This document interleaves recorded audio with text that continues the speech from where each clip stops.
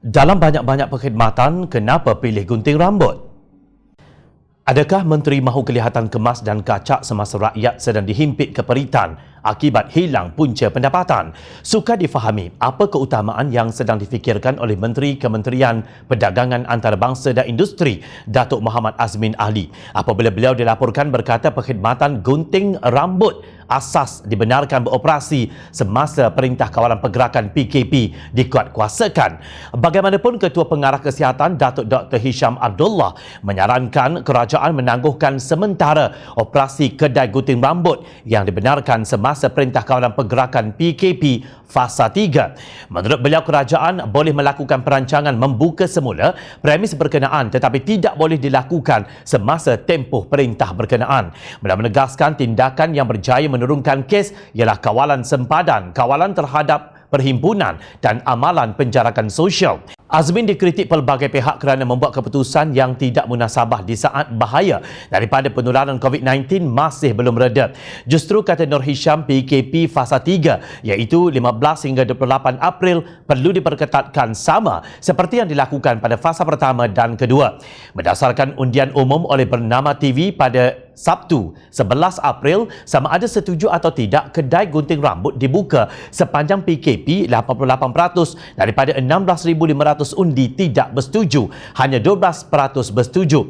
Bekas Timbalan Ketua Angkatan Muda Keadilan AMK, Dr. Afif Bahardin turut dikritik apabila tampil mempertahankan Azmin Ali berhubung keputusan yang tidak disenangi ramai itu. Pengarah Komunikasi Amanah Nasional Khalid Abdul Samad berkata, apa yang disebut oleh Afif tentang kelebihan perkhidmatan gunting rambut mengikut kajian perubatan tiada kaitan dengan topik ancaman COVID-19.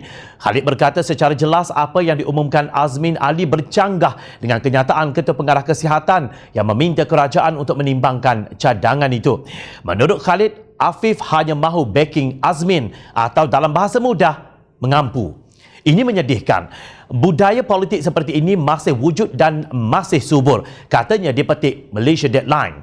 Sementara itu, Persatuan Pendandan Rambut Malaysia MHA dilaporkan menggesa kerajaan supaya mempertimbangkan semula kebenaran operasi premis gunting rambut dalam tempoh pelaksanaan Perintah Kawalan Pergerakan PKP.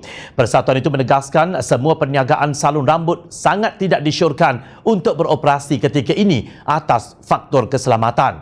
Menurut Persatuan, bukan sahaja pelanggan, malah pendandan rambut berada dalam bahaya kerana mustahil kepada pihak terlibat untuk mengekalkan jarak 1 meter sekaligus menggalakkan penularan coronavirus COVID-19. Ketika penularan wabak berbahaya ini, menggunting rambut tidak harus disenaraikan sebagai perkhidmatan penting kerana perkara yang paling penting sekarang ialah untuk terus hidup. Tujuan PKP adalah untuk menyelamatkan nyawa orang, bukan penampilan mereka, kata kesatuan itu dalam satu kenyataan. Adalah difahamkan persatuan itu juga sudah menjalankan satu kajian selidik dalam kalangan ahlinya. Kajian itu mendapati 91% pendandan rambut tidak setuju salon rambut beroperasi semula. Kenyataan persatuan itu seolah-olah menyindir menteri yang mengutamakan penampilan diri bukan nyawa rakyat. Tidakkah nampak kepandirannya apabila lepas mengeluarkan kenyataan dibantah dan terpaksa U-turn?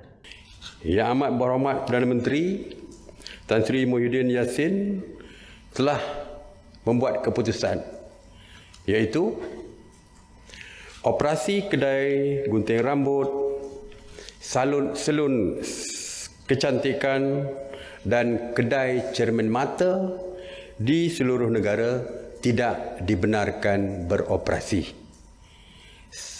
sepanjang tempoh PKP ini dilaksanakan. Apapun adalah lebih afdal jika sebarang keputusan yang berkaitan dengan nyawa rakyat jelata dirujuk dahulu kepada pihak yang pakar sebelum Menteri Kelihatan mengeluarkan kenyataan yang tidak cerdik. Malang sekali Twitter Ketua Pengarah Kesihatan yang memberi nasihat itu didapati hilang dari internet. Kerja siapa pula yang memadamkan nasihat penting pegawai tinggi kerajaan ini? Ada yang terasa ke?